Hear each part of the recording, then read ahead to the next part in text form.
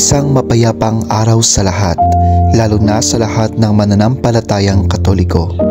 Ngayong linggo ay napakahalaga sa ating pananampalataya sapagkat ipinagdiriwang natin at inaalala ang buhay, kamatayan, dakilang pagliligtas at muling pagkabuhay ng ating Panginoong Hesus.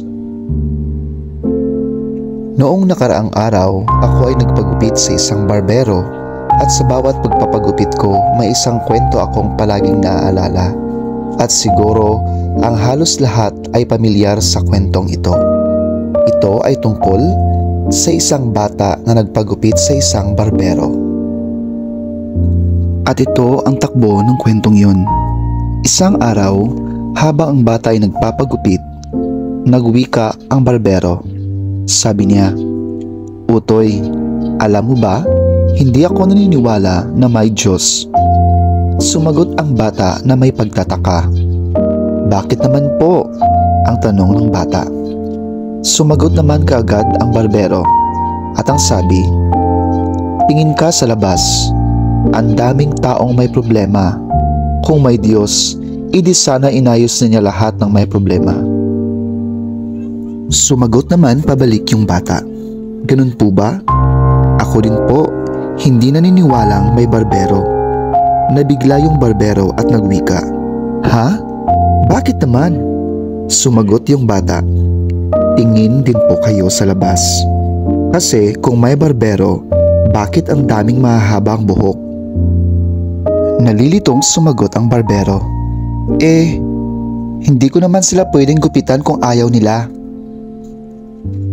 Ngumiting sumagot ang bata, "Ganon din po si God. Hindi niya maayos ang buhay natin kung ayaw nating lumapit sa Kanya." Kaibigan, gaya ng isang barbero, ang Diyos natin ay kailanman hindi namimilit. Hindi niya ipipilit sa atin ang mga bagay na nais niyang gawin natin. Bagkus, binibigyan niya tayo ng pagkakataong pumili ng mga bagay at landas na gusto nating tatahakin.